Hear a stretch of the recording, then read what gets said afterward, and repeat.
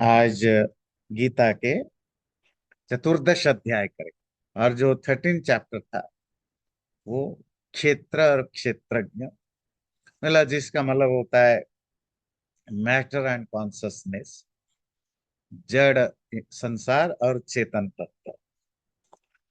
14वां chapter उसी की continuation है।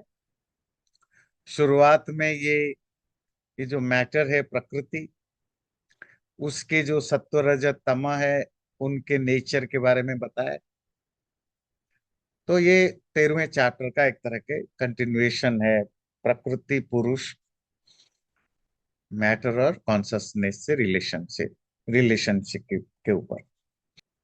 श्री भगवान वाच परम भूय प्रवक्ष्यामि ज्ञानानां ज्ञानमुत्तमं यज्ञात्वा मुनयः सर्वे पराम सिद्धिमितो गतः। भगवान कृष्ण ने कहा, वाच, कि अर्जुन, परम भूयः प्रवक्ष्यामि, मैं तुम्हें और इससे भी ज्यादा बताऊंगा। प्रवक्ष्यामि, बोलूंगा। ज्ञानानाम ज्ञानम उत्तम, ये जो ज्ञान नॉलेज है बाकी ज्ञानों में श्रेष्ठ है। यत ज्ञात्वा, जिसको जानकर, सर्वे मुनयः, सभी साधना तपस्या स्पिरिचुअल प्रैक्टिस करने वाले लोग, पराम सिद्धि मितो गता, परम सिद्धि को, हाईएस्ट परफेक्शन को पा लेते हैं। तो ये इंट्रोडक्शन है, एक तरह की स्तुति जिसको कहते हैं, ग्लोरिफिकेशन है कि जो मैं बताने जा रहा हूं। इदम ज्ञानमुपाश्रित्य मम साधर्म्यमागतः सर्गे नोपजायन्ते प्रलये न व्यथन्ति च। ये जो ज्ञान मैं तुम्हें और बताने जा रहा हूं, ऐड कर रहा हूं, इस ज्ञान को उपाश्रित या पा करके, या इस ज्ञान को अपना करके, मम साधर्म्यमागता, लोग मेरे अर्थात परमात्मा के सिमिलर नेचर को, सधर्म समान धर्म सिमिलर नेचर को प्राप्त कर लेते हैं या गेट। सर्गेपि नोपजायन्ते, जब सर्ग होता है, सर्ग स्वर्ग नहीं, हाँ? वो है स्वर्ग, हेवन। ये है सर्ग, सर्ग में क्रिएशन, क्रिएशन, बर्थ। वो जब क्रिएशन होता है वो न उपजायन्ते, पैदा नहीं होते। और जब प्रलय होता है, अर्थात जब डिसॉल्यूशन होता है, सब कुछ नष्ट होता है, न व्यथंती च, वो मिजरी को, सफरिंग को भी प्राप्त नहीं होते हैं। तो जो इस ज्ञान को पा लेता है वो ईश्वर के समान सिमिलर धर्म को प्राप्त करता है। किस ज्ञान को? अब ये नहीं है कि जो गीता के चैप्टर में लिखा है उस ज्ञान को पा लेने, मतलब इसको पढ़ने के बाद ये, देखिए, जो भी हम बुक्स में नॉलेज पढ़ते हैं ना, वो हमारा थ्योरी बनता है। फिर इसको जब आप प्रैक्टिस में लेते हैं, तब जाकर के जो वो रिकमेंड कर रहे हैं ये फल मिलेगा, वो तब मिलता है ना, तभी मिलेगा। तो जैसे साइंस पढ़ने से व्यक्ति साइंटिस्ट बनता है, ये स्टेटमेंट सही है, पर एब्सोल्युटली सही नहीं है। तो पढ़ लेने से साइंटिस्ट नहीं बनता। पढ़ने के बाद जब आप लाइफ में एक्सपेरिमेंट करते हैं या चीजों को खुद एनालाइज करते हैं, तब आप साइंटिस्ट बनते हैं, है ना। इसी तरह, तो ये जो ज्ञान मैं बताने जा रहा हूं, इस ज्ञान को जो जान जाता है वो ईश्वर के सधर्म या सिमिलर नेचर वाला। सिमिलर नेचर की क्या बात है? क्या आत्मा भी परमात्मा हो जाता है? नहीं, बात ये नहीं। परमात्मा और आत्मा में बहुत सारे सिमिलैरिटीज हैं जो हम बिकॉज ऑफ एम्बॉडेड, शरीर के साथ होने के कारण हम इसको कभी रियलाइज नहीं कर पाते। जैसे आत्मा चेतन है, परमात्मा भी चेतन है, कॉन्शस है। परमात्मा भी इटर्नल है तो आत्मा भी इटर्नल है। ये सब चीजें हम फील नहीं कर पाते। हमें डर रहता है मरने, क्योंकि हम शरीर से आइडेंटिफाई करते हैं। वो डिविनिटी, ना, दिव्यता को भी नहीं जान पाते। वो परमात्मा सोर्स ऑफ नॉलेज है, तो आत्मा भी सोर्स ऑफ नॉलेज, क्योंकि कोई कॉन्शसनेस होता है, यही सोर्स ऑफ नॉलेज होता है। तो बहुत सारे सिमिलैरिटीज होते हैं। आत्मा परमात्मा belong to the same family. हाँ, वो सुप्रीम है, ये छोटा है, पर है तो बहुत सारे सिमिलैरिटीज। ये कब आपको पता लगता है कि आप ईश्वर के बहुत सारे धर्म या क्वालिटी या नेचर से सिमिलर है? जब आप खुद को जान जाते हैं, when you yourself realize your own nature, then only you understand that there is a connection, or there are lots of similarities, between the supreme soul and this individual soul. सो वो ज्ञान से सिमिलैरिटीज का अनुभव होता है, जिसको आप मोक्ष कहते हैं। हम क्यों सिमिलर नहीं हो पाते? बिकॉज ऑफ जन्म मृत्यु का चक्र, है ना। बर्थ एंड डेथ का चक्र चलता रहता है, ईश्वर में तो है नहीं।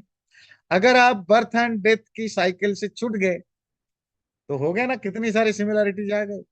वो भी नित्य, आप भी, आपकी आत्मा भी नित्य, परमात्मा भी नित्य, वो भी चेतन, ये भी चेतन, वो भी ज्ञान स्वरूप, ये भी ज्ञान स्वरूप। तो हो गए कितनी सारी सिमिलरिटीज। तो साधर्म्यम उपागत। और ये इसका जो साइड इफेक्ट कहिए या उसका जो रिजल्ट क्या होता है, सर्गे अपि न उपजायन्ति। जब सृष्टि होती है, क्रिएशन होता है, तो सबको पैदा होना होता है। सबको मतलब कौन? वो आत्माएं जो कर्मों से, कर्मों के संस्कार या सबकॉन्शियस मेमोरी जिनके साथ अटैच्ड है, वो सब जब दुनिया बनती है तो वो भी पैदा होने, शरीर लेने लगते हैं। शरीर लेने लगने का मतलब पैदा होते हैं, बर्थ उनका होता है। प्रलय अपि न व्यथंती। और जो डिसोल्यूशन होता है, संसार नष्ट होता है या खुद मरते हैं, तो उनको कोई दर्द नहीं, मरना ही नहीं है। क्योंकि इस दुनिया में सबसे बड़ा दर्द क्या है? मरने का दर्द। अपने योग दर्शन में पढ़ा, अभिनिवेश, उसी की पीड़ा होती है। तो इसीलिए ना प्रलय काल में ना उनको पेन होगा, ना बहुत पैदा होते समय दोबारा पैदा होंगे, जो इस ज्ञान को जान जाएगा। तो क्या है वो ज्ञान? एक्चुअली अगेन 13 चैप्टर की कंटिन्यूएशन है।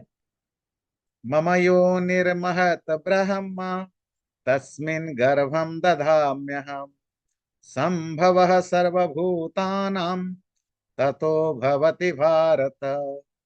सर्वयोनिषु कौन्तेय मूर्तयः सम्भवन्ति यः, तासां ब्रह्म महत् योनि रहम बीज प्रदापिता। तो जो प्रकृति, अर्थात जो प्राइमोडियल नेचर है मैटर का, और पुरुष जो कॉन्शस एंटिटी परमात्मा, इन दोनों की क्या रिलेशनशिप, और रिलेशनशिप दुनिया के बनने के कॉन्टेक्स्ट में क्या कनेक्शन? कनेक्शन वैसे ही है। क्या दुनिया में कोई भी लिविंग बींग जब पैदा हो, तो कोई भी हो, है ना, मनुष्य, पशु, पक्षी, कीड़ा मकोड़ा, जो भी पैदा हो, तो पैदा होने में क्या प्रोसेस है? यू नीड ए मेल, जो सीड गिवर हो, बीज देने वाला। यू नीड ए फीमेल वोम, जहां वो सीड जर्मिनेशन और ग्रो करे, ओम, और बच्चा पैदा हो। तो यही नॉर्मली यही प्रोसीजर है। नॉर्मली हो सकता है कुछ ऐसे लिविंग बिंग हो जहां इस तरह की पर मेल फीमेल तो मोस्ट ऑफ जगह जरूरत पड़ती ही पड़ती। इवन हम देखते हैं, इवन बहुत सारे जो पेड़ हैं, उनके फलों के लिए भी आपको मतलब फीमेल प्लांट और मेल प्लांट, या फीमेल फ्लावर या मेल फ्लावर, इनकी भी कॉम्बिनेशन की जरूरत पड़ती है। यही नॉर्मली हम लिविंग बीइंग में पैदा होने में देखते हैं। इसी मेटाफोर को, इसी रियलिटी को आप संसार की सृष्टि के साथ कनेक्ट करें, तो एक जो मदरली फिगर है, जो मदर के रोल निभा रहा है, एक जो फादर का रोल निभा रहा है। तो ये तो मैंने डिस्कशन में बहुत बार कहा है, पर इसकी गीता में इसको उसको डिस्क्राइब कर रहा है, वो देख। तो क्या कह रहे हैं? मम योनि ही महत ब्रह्म। मेरी जो ओम है, योनि का मतलब वो जहां से पैदा होता है बच्चा, the origin of the child, कोई भी चीज, वो कौन है? महत है, महतत्व। और महतत्व का मूल कौन है? वो जो प्रकृति, महत ब्रह्मा। यहाँ इंटरेस्टिंग देखिए, ब्राह्मण शब्द है, पर ये ब्रह्मा ईश्वर के लिए नहीं है, आत्मा के लिए नहीं। यहाँ महत ब्रह्मा उस प्रकृति के लिए। मेरी वो जो ओम है, जो कि महतत्व है, महतत्व मतलब यहाँ प्रकृति के लिए कहा, तस्मिन गर्भम दधाम्यहम्। उसी प्रकृति में ही मैं बीज, सीड डालता हूं, गर्भधारण, गर्भ इम्प्रेग्नेंट करता हूं। मैं मतलब पुरुष चेतन, सर्व संभव सर्वभूतानां, सभी भूतों का, प्राणियों का संभव, उत्पत्ति, ओरिजिनेशन, क्रिएशन, ततो भवति, वहीं से होता है। हे भारत, भरत वंश के संतान। अगला श्लोक ले लेंगे तो दोनों एक साथ। तो हे कौन्तेय, कुंती का पुत्र अर्जुन, सर्वयोनिषु, सभी गर्भ में, इन एवरी वोम्ब, मूर्तयः संभवन्ति, यह जो मूर्तियां पैदा होती हैं, मूर्ति मतलब बॉडीज, फिजिकल एंटिटीज पैदा होते हैं, तासाम ब्रह्म महत योनि, उसमें जो महत ब्रह्म है अर्थात प्रकृति है, वो तो योनि का रोल निभाता है, फीमेल मदर का रोल निभाता है, माँ का रोल, गर्भ का रोल। अहम बीज प्रद पिता, मैं अर्थात ईश्वर परमात्मा सीड गिवर फादर का रोल निभाता है, बीज डालने वाला सीड गिविंग फादर का रोल निभाता है। तो ये एग्जाम्पल है हमें समझाने के लिए कि हमारी क्रिएशन में फादर और मदर का जिस तरह का रोल होता है, एक सीड गिविंग एंटिटी है फादर, और एक होता है जहां वो फीटस, जो बच्चा डेवलप होता है, ग्रो करता है, और उस मदर की जो बॉडी है, उसी बॉडी पार्ट से ही ग्रो करता है। इसको बहुत ज्यादा लिटरेरी मत लेना, ये एग्जाम्पल है। पैदा तो आत्मा से शरीर मिलने पर होता है, मैटेरियल चीजें मैटर से बनते हैं। पर इसको हम कैसे समझे? फादर और मदर और ईश्वर एंड प्रकृति। जो कारण आपने पढ़ा, तीन तरह के कारण, कॉज, एफिशिएंट कॉज, निमित्त कारण, उपादान कारण, material cause, and instrumental cause, जो उसमें हेल्प करते हैं। यही मदर और फादर का रोल क्या है? फादर जो है इंस्ट्रूमेंटल कॉज होता है, वो सिर्फ सीड गिवर होता है, बाकी कोई रोल नहीं है, is out of the picture. Mother है वो मेटेरियल कॉज होता है, क्योंकि उसी की बॉडी से ही सब कुछ डेवलप होता है। इसी तरह ये जो संसार है, सब कुछ बनता कहाँ है? प्रकृति से, प्रकृति के गर्भ से पैदा होता है, फ्रॉम द वomb ऑफ प्रकृति। चेतन परमात्मा का क्या रोल है? बोले जैसे फादर का रोल होता है या मेल एंटिटी का रोल होता है, वो बीज प्रदा पिता की तरह, सीड गिविंग फादर की तरह। तो परमात्मा क्या करता है? जस्ट बिकॉज कॉन्सियस एंटिटी है, तो मैटेरियल चीजों में वो एनर्जी ना डेवलप करता है, जिसके कारण आगे की गाड़ी चले, दैट्स इट। तो इसी तरह परमात्मा और प्रकृति मिलके संसार चलता है। इसीलिए हमारे शास्त्रों में डिलिबरेटली क्रिएशन की कॉन्टेक्स्ट में परमात्मा और मैटर के लिए जो वर्ड यूज हुआ, वो डिलिबरेटली मेल और फीमेल वर्ड यूज हुआ। परमात्मा को क्या कहा गया? पुरुष। पुरुष, हिंदी में पुरुष मतलब मेल, जबकि उसकी रियल मीनिंग अलग है, मतलब जो सब जगह फैला हुआ है। और प्रकृति, ये जो प्रकृति word is a feminine word grammatically, और पुरुष जो है ग्रामेटिकली मैस्कुलिन वर्ड है। तो ये डिलिबरेटली दिया गया उस मेटाफोर को कनेक्ट करने के लिए, जैसे मेल का रोल किसी के पैदा होने में होता है, वही रोल परमात्मा का है। जैसे फीमेल का रोल होता है किसी के पैदा होने में, वही रोल प्रकृति की होती है। सत्वं रजस्तम इति गुणः प्रकृति संभवाः निबध्नन्ति महाबाहो देहे देहिनम अव्ययम्। और जिसको हम प्रकृति कह रहे हैं, जो प्राइमोडियल स्टेट ऑफ मैटर है, वो उस वो उसमें तीन गुण होते हैं, सत्व रज तम इति गुणः। ये तीन गुण उस प्रकृति से ही बनते हैं या प्रकृति में होते हैं। ये तीन गुण निबध्नन्ति बांधते हैं। हे महाबाहु, बाहु कहते हैं शोल्डर, माइटी आर्म, आर्म, बड़ी बड़ी ताकतवर भुजा वाले अर्जुन। ये तो सिर्फ अर्जुन के एडजेक्टिव है और कुछ नहीं। हे अर्जुन, यही जो सत्व रजत तम तीन गुण प्रकृति वाले होते हैं, ये देह में, अपने शरीर में, देहीनम आत्मा को, जो कि अव्यय है, इम्पेरिशेबल है, उसको निबध्नन्ति बांध देते हैं। अब एक्चुअली टॉपिक तो कुछ और हम पढ़ेंगे।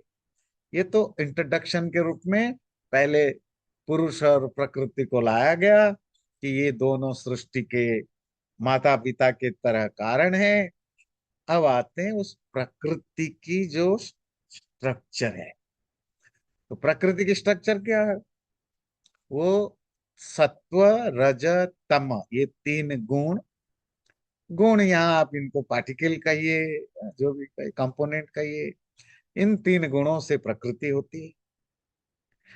और कहते हैं ये जो संसार में आत्मा, आत्मा के लिए क्या शब्द यहाँ दिया? देही, पढ़ा है ना?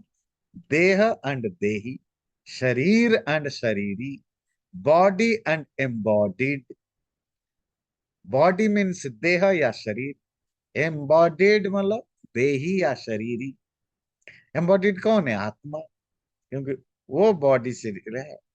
इस शरीर में रहने वाला आत्मा उन तीन गुणों से बंधा होता है, अटैच्ड होता है। ये तीन गुण कहाँ उसको बांधते हैं? क्योंकि शरीर also made up those three elements. ये तीन एलिमेंट तो ठीक है, ये तो समझ में आया कि जो मटेरियल चीजें हैं वो इन तीन गुणों से ही बने हैं, सत्व रजत तम। बांधने का क्या मतलब है? ये गुण कैसे बांधते हैं? तो गुण कैसे बांधते हैं उसके लिए आगे वो एक एक गुण की जो कैरेक्टरिस्टिक है, जो उसके लक्षण है, वो उसको बता रहे। सत्व गुण का क्या कैरेक्टर है, रजोगुण का क्या कैरेक्टर है, तमोगुण का क्या कैरेक्टर है, और कैसे वो हमारे लाइफ को इन्फ्लुएंस करते हैं, वो हम देखेंगे। तत्र सत्वं निर्मलत्वात् प्रकाशकमनामयम् सुख संगेन बध्नाति ज्ञान संगेन चानघ। तो वो जो सत्व रज तम तीन गुण है, तत्र उनमें से, उन तीनों में से जो सत्व गुण है वो कैसा है? निर्मलत्वात्, क्रिस्टल क्लियर है, प्रकाशकम, इल्यूमिनेटिंग है, प्रकाश करने वाला है, अनामयम, किसी तरह की कोई फ्लॉ उसमें नहीं है, दोष या कमियां नहीं है। तो इतनी अच्छी चीजें, निर्मल है, क्लीन है, इल्यूमिनेटिंग नेचर वाला, प्रकाश नेचर वाला है, अनामयम, किसी तरह की कोई उसमें फ्लॉ नहीं है। फिर क्या प्रॉब्लम है? पर ये बांधता है, ये भी आपको अटैचमेंट में डालता है। बोले कैसे? सुख संगे न बधनाति।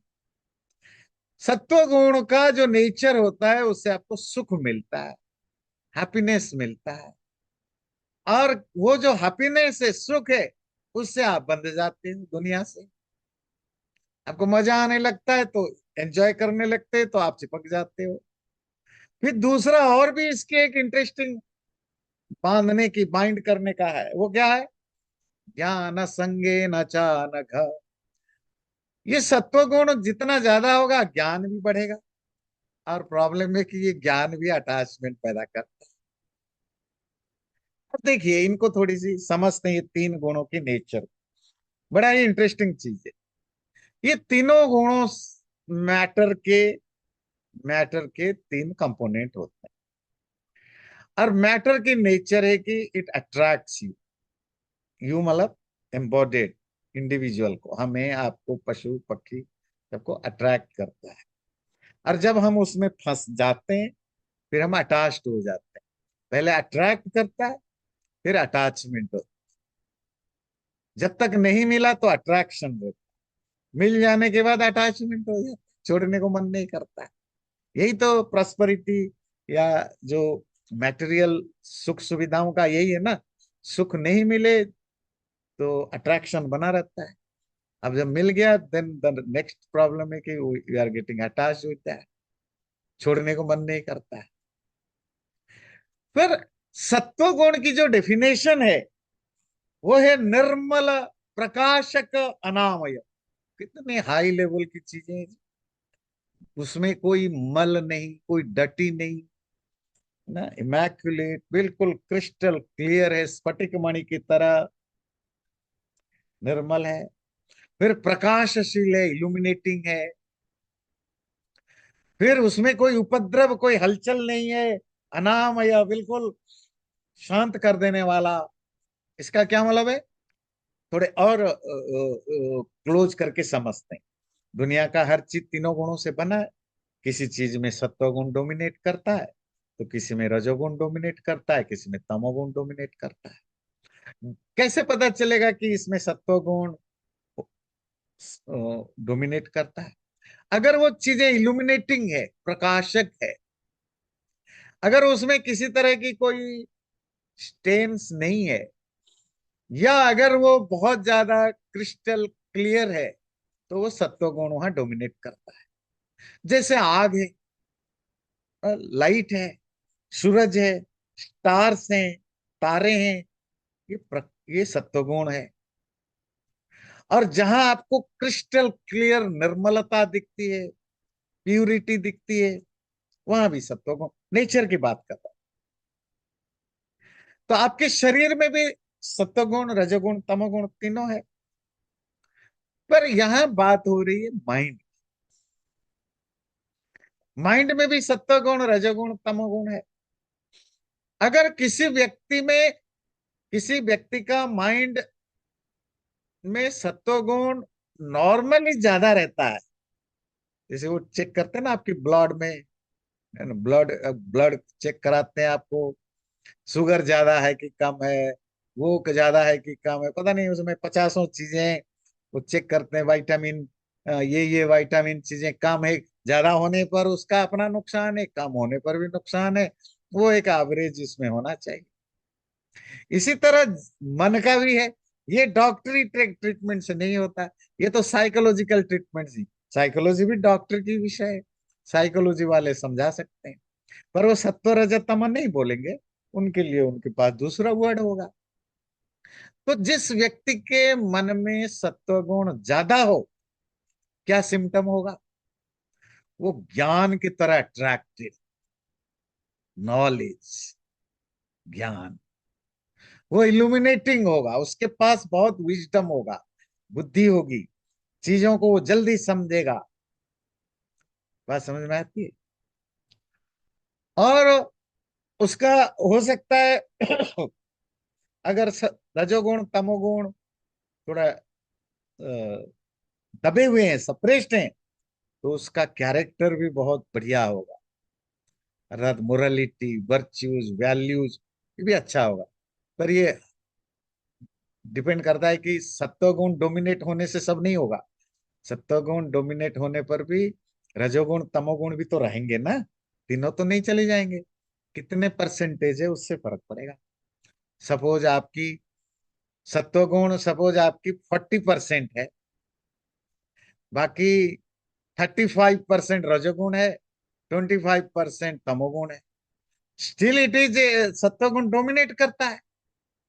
पर ऐसा व्यक्ति ज्ञानी तो हो सकता है, पर कैरेक्टर से खराब भी हो सकता है। अच्छा, इसका दूसरा साइड देखते हैं। सत्वगुण वही 40, 35, 40, 45 के बीच में है। तमोगुण 40 है, मतलब 45 सत्वगुण है, तमोगुण 40 या 35 है, रजोगुण जो है वो 5-10% है। वो आदमी होगा तो महाज्ञानी, पर बस खाता है, पीता है, सोता है। जब उसके पास जाओ, अरे ये सच बात है, हम दुनिया में ऐसे बहुत देखते हैं। लड़के एक्सट्रीमली टैलेंट, लड़के क्या, बड़े बड़े लोग 40-50 साल के भी एक्सट्रीमली टैलेंटेड, नॉलेजेबल, फूल के बैठे हुए हैं, कोई कुछ करते धरते नहीं है। आप उनके पास जाओ, चिड़चिड़ा होंगे। अगर किसी तरह पहुंच गए वहां तक और उनको कुछ खिला पिला के खुश कर दिया, कुछ शराब का बटल पकड़ा दिया, कुछ वो खिला दिया, कर दिया, हाँ जी बेटे बताओ क्या काम।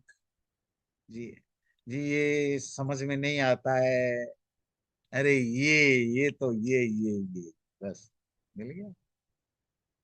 कितने बड़े बड़े लॉयर्स होते हैं, हाई क्लास लॉयर, लॉ उनके दिमाग में घुसा पड़ा है, पर क्या है, एक नंबर की अय्याश, अय्याश समझते हैं। कोर्ट जाते नहीं है, ज्ञान जाते थे पहले, बिगड़ गए। शराब की नशा लग गया या दूसरे चीजों की नशा लग गया। वो ऑप्स्टिन वाले जो आप देखते हैं फाइल, उसमें कितने बड़े बड़े ज्ञानी विद्वान अच्छे लोग भी फंस गए थे। तो इसका मतलब सत्वगुण डोमिनेट का मतलब नहीं है कि अब अच्छे हो गए। रजोगुण तमोगुण की क्या प्रोपोर्शन है वो भी चेक करना पड़ता। मेरी बात समझ में आ रही है ना, क्या मैं कहना चाहता हूं? तो अगर ऐसा है कि सत्वगुण भी डोमिनेट करता है और रजोगुण तमोगुण बहुत डाउन है, 2%, 3%, 5%, 10% का तमोगुण है, रजोगुण भी 10-15%, मतलब आपकी सत्वगुण 60-65 से एबव है, सेकंड में 10-20% तक रजोगुण है, और तमोगुण तो 5-7% है। ऐसा व्यक्ति क्या होगा? Highly intellectual and highly virtuous, धार्मिक भी होगा, ज्ञान भी बहुत होगा, चीजें बहुत क्लैरिटी के साथ समझ पाएगा, मोरलिटी वर्च्यूज भी उसके अंदर बहुत होगा, और वो एक्टिव भी होगा। ऐसा नहीं कि लेटर आलसी बनेगा, वो एक्टिव भी हो क्योंकि रजोगुण है। अच्छा, इसको थोड़ा और एक दूसरे एंगल से देखते हैं। सत्वगुण 55-60% तक चला गया, मतलब ज्ञान भी है और कैरेक्टर भी 50 से ऊपर चलेगा, मतलब कैरेक्टर भी जरूर वर्चुअस वैल्यू वाला होगा। पर क्या है कि तमोगुण ज्यादा है थोड़ा, तो क्या होगा, आलसी एक नंबर का, खाएंगे पिएंगे सोएंगे, किसी चीज में कोई इंटरेस्ट ज्यादा है नहीं है। कोई आए तो ठीक है जी, जो पता है उनको कोई पैसे पैसे के लालच नहीं, पैसे पैसे के लालच रजोगुण से आता है, उनको इन सब से मतलब नहीं है। अब आ गए, बैठो आधा घंटा डिस्कशन करो, जो ज्ञान लेना है ले जाओ। जी साहब आप इतने बड़े ज्ञानी है, कोई बुक लिख डालो, हाँ लिखेंगे, कुछ ये काम कर डालो, कुछ नहीं करते। क्यों? रजोगुण बहुत कम है। रजोगुण का काम क्या है? वो आपको एक्टिव बनाता है। तमोगुण का क्या काम है? आपको लेजी लिथर्जी आपके अंदर लाता है। पर सत्वगुण ही हाई लेवल का, पर तमोगुण के कारण, बात समझ में आती है? तो ये जो प्रोपोर्शन है ना, वो मैटर करता है। आप इसको ब्लैक एंड व्हाइट में मत देखिए। तो ये कहता है, जब ये कहता है, अच्छा सत्वगुण ज्यादा होने पर और एक इंटरेस्ट, एक तो ज्ञान तो बढ़ता ही है, और क्या होता है, सुख भी बढ़ता है। तो अगर व्यक्ति सुखी है, हैप्पी है, इसीलिए नहीं है कि उसके पास बहुत कुछ है। व्यक्ति अगर कॉन्स्टेंटली दुखी रहता है, इसीलिए नहीं है कि उसके साथ बहुत कुछ बुरा हो रहा है। इसका मतलब है कि उसके माइंड में सत्व गुण ज्यादा हो, वो कम है, ज्यादा है, बहुत बुरी हालत में है, अच्छी हालत में, आप इसको खुश पाएंगे। बात समझ में आती है? और ये आप भी अपने आसपास लोगों को देखेंगे, आपसे वो फाइनेंशियली कम इंफीरियर हैं, सोशियली भी इंफीरियर हैं, पर आप उनको देखेंगे कहीं आपको मिल जाए, पार्टी में, शादी ब्याह में, फंक्शन में, कहीं सोशल गैदरिंग में, उनको कोई चीज डोंट केयर, अपने जिंदगी में खुश है, मस्त है, उनके लाइफ में भी खुश हैं, पति पत्नी के रिश्ता भी बहुत बढ़िया है, खूब एंजॉय करते हैं, डिफरेंट माइंड। ये खुशी अपने आप नहीं आती है, खुशी सत्वगुण बढ़ने पर आती है। वो हम बाद में डिस्कशन करेंगे कि सत्वगुण, ये जो गुणों का प्रोपोर्शन है, कुछ व्यक्तियों में पूर्व जन्म के संस्कार के कारण परमानेंटली रहता है, कुछ लोग अपने इस जीवन के जो एसोसिएशन एसोसिएशन समझते हैं, कैसे कैसे लोगों के साथ बैठते उठते हैं, आपकी ब्रेन वॉश, आपकी एक्सपीरियंस, आपकी लर्निंग, उससे आप सत्व रजत तमो को आगे पीछे कर लेते हैं। That's a different thing. अब टॉपिक पर आते हैं। सत्व गुण बढ़ने पर सुख बढ़ता है, ज्ञान बढ़ता है। ठीक है, इवन कोई परमानेंटली सत्वगुणी नहीं है, सपोज उसने कुछ अच्छे एसोसिएशन के साथ रहने लगा, तो उसका सत्वगुण बढ़ गया। सत्वगुण बढ़ गया तो वो ज्यादा ज्ञान के पीछे जाएगा, सुख पाने के पीछे जाएगा। और इसका सबसे बढ़िया एग्जाम्पल है, जो लोग नॉर्मली सत्संग वगैरह में जाते हैं, अच्छे लोगों के सत्संग में जाते हैं, देखिए 2-4 साल के बाद उनके लाइफ में चेंज आ जाता है, अगर वो जेन्यून सोशलाइजेशन के लिए नहीं जाते, मतलब रियली सत्संग में जाते हैं, कुछ सीखने, कुछ समझने। होता है ना, लोग को ना, बहुत सारे सत्संग वगैरह में जाते हैं to really learn something, to understand something. 2-4 साल के बाद उनके लाइफ में ड्रामेटिकली चेंज आता है, वो ज्यादा कूल काम होने लगते हैं, शांत होने लगते हैं, ज्यादा चीजों को पॉजिटिवली देखने लगते हैं, मतलब खुश होने लगते हैं, और उनका ज्ञान की लेवल भी बढ़ने लगता है। पर वो कैसे हुआ? एसोसिएशन के कारण। क्या ये परमानेंट रहेगा? कोई गारंटी नहीं है, रह भी सकता है, नहीं। आपका एसोसिएशन बदल गया, आप किसी दूसरे सर्कमस्टांस में, एक दूसरे माहौल में चले गए, फिर हो सकता है बदल जाए। क्योंकि जो जो चीजें आप एक्वायर करते हैं वो जा भी सकता है, कितना आपके अंदर गहरा प्रेशर डाला उस पर डिपेंड करता है। बात समझ में आ रही है ना? सत्व रजत तमो की जो कॉम्बिनेशन है, वैसे तो हम डिटेल में पढ़ेंगे। अब ये कह रहा है, सत्वगुण बढ़ने पर सुख बढ़ता है, हैप्पीनेस बढ़ता है, और ज्ञान भी बढ़ता है। बात ये नहीं कह रहा श्लोक। श्लोक कुछ और इंटरेस्टिंग चीज बता रहा है। कह रहा है क्योंकि प्रकृति, मैटर मैटर की नेचर है कि वो आपको माइंड करता है, और सत्व गुण जो है वो मैटर का एक कंपोनेंट है, तो सत्व गुण भी माइंड करता है। बोले किससे? बोले सुख से और ज्ञान से। कैसे? आपको कहीं अच्छा लगने लगा, तो आप क्या करते हो? आपको और चाहिए, आप उसके साथ कनेक्टेड हो जाते हो। ज्ञान आपको मिलने लगा, तो आप ज्ञान से कनेक्ट अटैच हो जाते हो। और इसका बहुत बढ़िया एग्जाम्पल मैं आपको देता हूँ, रियल लाइफ एग्जाम्पल। जेन्युइनली किसी साधु, सन्यासी, गुरु के पास जाते हैं आध्यात्मिकता के लिए, स्पिरिचुअल लर्निंग के लिए, या स्पिरिचुअल प्रैक्टिस करने के लिए।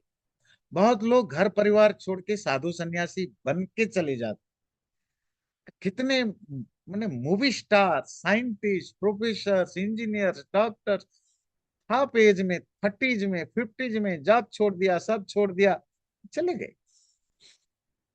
ठीक है, मतलब उनके सत्व गुण जगा, एसोसिएशन के कारण हो, पढ़ने के कारण हो, जिसके भी कारण से उनका जगा, वो चले गए छोड़ छाड़ के।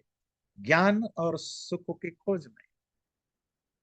हुआ क्या, वो जो आश्रम में रहे गुरु के पास, उनसे सीखा, सब कुछ किया, अब गुरु को छोड़ के जाना के तैयार नहीं। अब भगवान हो गए सेकेंडरी, अब गुरु हो गए प्राइमरी। गुरु प्राइमरी कब बन गए? जब आप गुरु से अटैच्ड। गुरु से अब अटैच्ड क्यों हुए? क्योंकि आपको लगा गुरु ने मुझे ज्ञान दिया। बात समझ में आती है? गुरु ने आपको ज्ञान दिया, इसका मतलब आप इंटरनली पहले से ही बड़ा वीक माइंडेड थे। आपको टेम्पररीली सत्संग के कारण, शास्त्र वगैरह पढ़ने पढ़ाने के कारण सत्वगुण तो डेवलप हुआ, पर वो क्योंकि आप वीक वीक माइंडेड है तो आप लक्ष्य भटक गए, आप गुरु से चिपक गए, आश्रम में चिपक गए। इसी तरह सुख, आप तो गए थे माँ बाप ने, मैं भारत की एग्जांपल दूंगा। माँ बाप मेहनत करते हैं और बच्चा अगर थोड़ा अच्छा पढ़ता लिखता है तो बच्चे को लोन लेकर के जमीन बेच के भेजते हैं। भाई जा दिल्ली जाओ, मुंबई जाओ, बड़े शहरों में जाओ, पढ़ाई करो, बड़े कॉलेजों में, बड़े जगह रहोगे तो आंख खुलेगा, दुनिया देखोगे तो बच्चा बड़ा होगा। बच्चा जाता है, बहुत बच्चे जाते हैं, सक्सेसफुल भी होते हैं, पर बहुत बच्चों की स्टोरी, जो सक्सेसफुल होता है वो तो दिखता है, पर जो अनसक्सेसफुल की स्टोरी भी समझनी चाहिए। वो जाते हैं, जिंदगी में कभी गांव में लड़का लड़की बात नहीं करते, छोटे कपड़े कभी पहनते नहीं है, चाउमीन मोमोज ये सब खाना नहीं मिलता है, चाइनीज ये सब नहीं मिलता है। वो शहरों में जाते हैं, हॉस्टल में रहते हैं, वहां फ्री है, लोग, बच्चे, लड़के लड़कियां आपस में मिलते हैं जुल। मैं इसीलिए कहा अमेरिका की बात नहीं कह रहा हूं, मैं इंडिया की बात कर रहा हूँ। इवन टुडे, टुडे ऑल्सो, जो रूरल एरिया से आते हैं, जो कंजर्वेटिव सोसाइटी से आते हैं, तो उनके लिए ये तो स्वर्ग जैसा है, एक अलग दुनिया है। टैलेंटेड बच्चे हैं, माँ बाप पैसा देते हैं, आते हैं, थोड़ी दिन तक पढ़ाई लिखाई करते हैं, फ्रेंडशिप के लिए पड़े रहते हैं, भाई कोई मेरे से दोस्त कर दे, और उस चक्कर में पड़े जाते हैं, लड़की लड़कों के चक्कर में, लड़के लड़कियों के चक्कर में। फिर रात रात भर 2-2 बजे तक पार्टी करना, है ना, वो सस्ते कोल्ड ड्रिंक पी के, किसी पराठा खा के, किसी आसपास का जाना। पूरे 10 साल 15 साल बिता देते हैं, ना डिग्री हाथ में होती है, डिग्री होती है तो जॉब नहीं मिलता, जॉब होता है तो कोई 5-10 हजार के रुपए की नौकरी मिलती है, लाइफ बर्बाद है। क्यों? क्योंकि ऑब्जेक्टिव तो लेकर आए थे कि मैं शहर जाके बड़ा आदमी बनूंगा, पर वहां जाकर जो जो सुख मिला, वो सुख उनको इतना अटैच कर दिया, वो अपने बिगर गोल को भूल गए, सुख ने पकड़ लिया। तो इससे आप कनेक्ट कर सकते हैं। और एक छोटा एग्जांपल दूंगा जो आप लोग अपने लाइफ में कनेक्ट कर सकते हैं, फिर आगे चलेंगे। बहुत सारे लोग शिकायत करते हैं कि हम उतने सक्सेसफुल नहीं हो पाए जो हमारे दोस्त हुआ, हमारे दूसरे लोग हुए। हम भी बहुत अच्छे पढ़े लिखे हैं, अच्छे कंपनी में जॉब किया, बहुत आगे नहीं बढ़ पाए। ना बढ़ने के पीछे बहुत सारे कारण हो सकता है, आपकी कैपेबिलिटी, आपकी लीडरशिप नेचर, और आपकी सिचुएशन के हिसाब से कंप्रोमाइज करना, बहुत सारे कारण हो सकता है। पर एक कारण जो मैं हाईलाइट करना चाहता हूं, अगर आप अपने काम, अगर लाइफ में आप खुश हो गए, सेटिस्फाइड हो गए कि भाई पहले तो कुछ भी नहीं था, अब तो चलो इतना मिलता है, आई एम हैप्पी। जैसे ही आप हैप्पी मोड में आ जाते हैं तो क्या होता है, अब नेक्स्ट ऑब्जेक्टिव, आपका गोल खत्म हो गया, वहां नहीं जाना चाहिए। फिर आप संघर्ष नहीं करते हैं, अब आप फाइट नहीं करते। फाइट क्यों नहीं करते? काम तो चल रहा है। बहुत सारे लोग जॉब बदलते नहीं है, सिटी नहीं बदलते हैं, कंपनी नहीं बदलते हैं, क्यों? हाँ, सब बढ़िया तो चल रहा है, कौन मेहनत करे, थोड़ा लेजीनेस आ जाता है। यहाँ कहते हैं हैप्पीनेस आपको बांध लेता है, तो आप आगे नहीं बढ़ पाते। पर ध्यान रखिए, मैंने जितना एग्जाम्पल दिया वो मैटेरियल सक्सेस की एग्जाम्पल दी। पर स्पिरिचुअलिटी में इसका हायर लेवल का देखिए, लोग जब मैटेरियल चीजों में सुख मिलता है और उसमें बन जाते हैं, तो स्पिरिचुअलिटी की ओर कम हो जाता है जाना।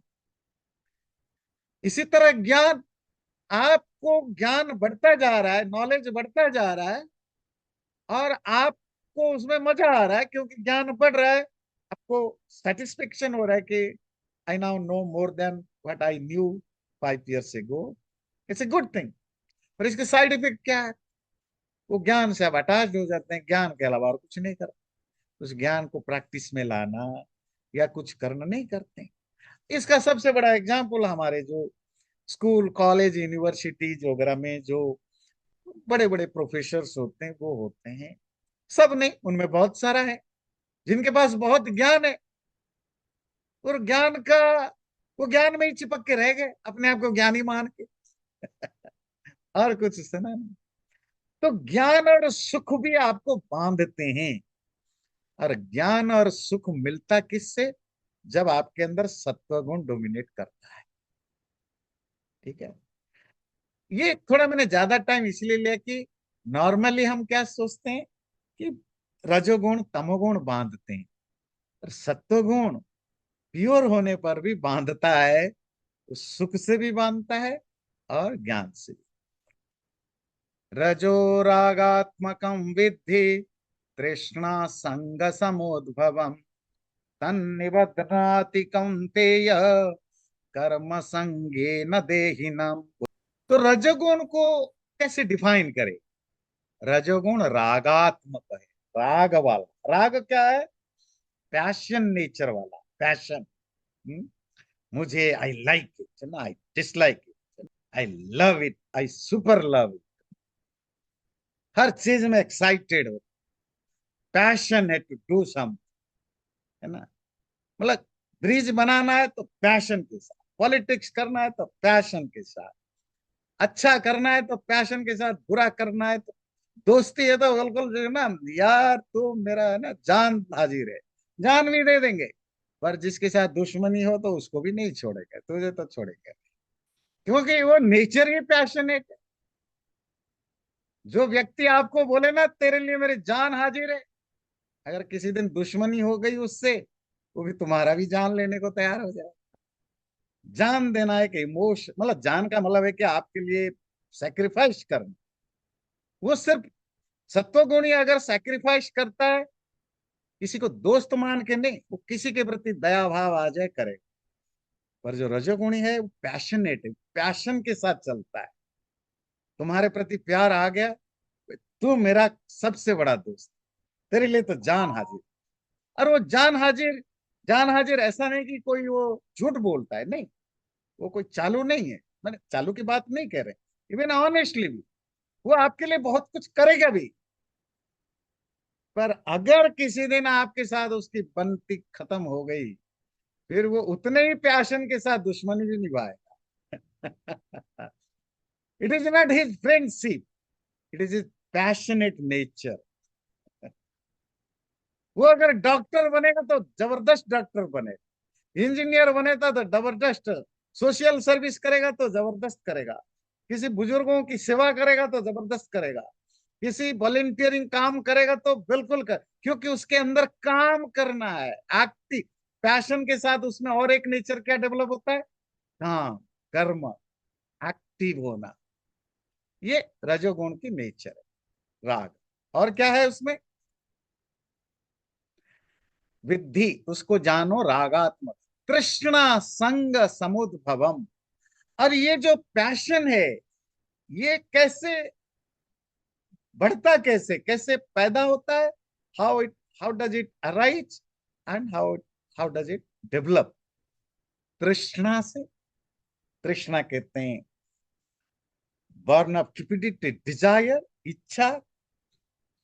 और संग कहते हैं अटैचमेंट, अफ्लिक्शन। इसको समझते हैं थोड़ी सी। जो जिसको हम तृष्णा कहते हैं, इसको दो तरह से समझे। जो चीजें नहीं मिली उसको पाने की जो इच्छा है, उसको तृष्णा की लिटरेरी मीनिंग है एक्चुअली प्यास, thirst, thirst. But material context में थर्स्ट मीन्स वो हंगर टू गेट सम, है ना, डिजायर टू गेट सम। जो नहीं है उसको पाने की जो इच्छा है वो है तृष्णा। और सुनिए ध्यान से, शंकराचार्य लिखते हैं, और जो है उसको, उसके प्रति जो आपकी स्नेह पैदा हुआ, जो आप उसके प्रति जो प्यार पैदा हो गया, वो है आसक्ति, अटैचमेंट। तृष्णा अप्राप्ताभिलाष, जो अप्राप्त, जो नहीं मिला, उसका अभिलाष, उसकी इच्छा। प्राप्ते विषये मनसः प्रीति लक्षण, और जो मिल गया मन का उसके प्रति प्यार हो जाना, ये है आसक्ति। सपोज आजकल इलेक्ट्रिकल कार की बड़ी धूम मची है, टेस्ला वगैरह जो भी महंगे भी हैं। तो आपको लगा कि मुझे वो गाड़ी चाहिए, किसी तरह आप, आपको लगता है आपके जॉब के हिसाब से, पैसे के हिसाब से आप उसको अभी नहीं खरीद सकते, तो आपके अंदर तृष्णा बनी रही, थर्स्ट, मुझे तो वो गाड़ी लेनी है, बढ़िया गाड़ी लेनी है, लग्जरियस गाड़ी लेनी है। जब तक आप उसको नहीं ले लेते तो आपके अंदर वो थर्स्ट बनी रहती है। अरे अब आपने ले लिया, अब आपके उसके, अगर वो गाड़ी जो लिया, आप देखा कि बिल्कुल बढ़िया गाड़ी है, जो आप चाह रहे थे वही गाड़ी है, महंगा है, सुंदर है, लग्जरियस है, एंजॉय करने लायक, अब क्या होगा, आपको उससे प्यार होगा। ये प्यार का सिम्टम क्या है, उसको कोई चोट ना लगे, उसका टेक केयर करना, है ना, किसी दूसरे को नहीं देना, नहीं, नई गाड़ी बिल्कुल नहीं देना, जब तक वो 5-10 साल ना हो जाए, 2-4 साल। अगर दे भी दिया तो दिल धड़के, इवनी पत्नी लेकर चले जाए या बच्चे लेकर चले जाए, भाई गाड़ी जब तक वापस ना आए, कहीं कहीं कोई ठोक तो नहीं दिया, कुछ कर तो नहीं दिया। ये कब तक रहता है, 6 महीने, 1 साल, 1.5 साल। क्यों? आपकी उसके प्रति जो प्रीति पैदा हुई, प्यार पैदा हुआ, वो प्यार क्या है, आसक्ति में कन्वर्ट, उसी को आसक्ति कहते हैं, अटैचमेंट। अटैचमेंट से होता क्या है, आपका मन वहीं लगा रहता है। इसको कोई नुकसान ना हो, जब तक बच्चा ना हो, बच्चे पाने की इच्छा, तृष्णा है, डिजायर, बच्चा आ जाए, अब बच्चे के प्रति जो प्यार पैदा हो गया, वो अटैचमेंट। पैसा जब तक ना हो, पैसे की इच्छा, तृष्णा है, पैसा आ जाए, अब पैसे से प्यार हो जाना, फिर आसक्ति में कन्वर्ट हुआ। ऐसे हर चीज है ना, घर, फैमिली, दोस्त, नेम, फेम, पावर, ये सब चीजों को तृष्णा और आसक्ति। तृष्णा मतलब जो नहीं है उसको पाने की इच्छा, जो मिल गया उसके प्रति जो आपका प्यार डेवलप हुआ, वही प्यार ही आसक्ति होती है, अटैचमेंट होती है। तो रजोगुण का क्या बताया, तृष्णा संग समुद्भवम, ये पैदा होता है थर्स्ट, किसी चीज को पाने की इच्छा, और मिल जाने के बाद जो प्यार पैदा होता है, ये दो। और नंबर 3 संग, किसी चीज के साथ जो आपके एसोसिएशन हो जाता है, you you identify your self with a particular thing और बीइंग, एसोसिएशन के कारण, इससे ये रजोगुण बढ़ता है। करता क्या है, बदनाती, ये भी बांधता है, ये भी बाइंड करता है इंसान को, किससे, कर्म संगे न देही नाम, देही को, आत्मा को कर्म के द्वारा बांधता है। अगर मैं आपका टेस्ट लूं, तो सत्वगुण किससे बांधता है, गुरु जी, दो चीज हुए ना, एक तो सुख संग ज्ञान और सुख और ज्ञान, या बस सुख एंड ज्ञान से बांधता है। और रजोगुण बांधता है कर्म से, कर्म से। क्योंकि आप काम करते रहते हैं। वो फैमिली हो, वो पैसा हो, वो नेम हो, फेम हो, या आपको कुछ भी नहीं चाहिए, just you are attach to something. बहुत सारे लोग बस सेवा करते हैं, वॉलंटियरिंग करते हैं, just do it, and there वो बिल्कुल उसमें चिपके जाते हैं। तो रजोगुण आपको कर्म से बांधता है, अटैच बनाता है, सत्वगुण आपको ज्ञान और सुख से। अगले बार पढ़ेंगे तमोगुण की क्या नेचर है, और ये तीनों गुणों कैसे फंक्शन करते हैं। बड़ा इंटरेस्टिंग टॉपिक है ना। इन तीनों की जो प्रोपोर्शनल रिलेशनशिप है, वो जब पढ़ेंगे और इंटरेस्टिंग होगा। आज तो थोड़ी बहुत मैंने बताया, तो इससे क्या है कि हम अपने आप को भी एनालाइज कर सकते हैं और दूसरों को भी एनालाइज कर सकते हैं।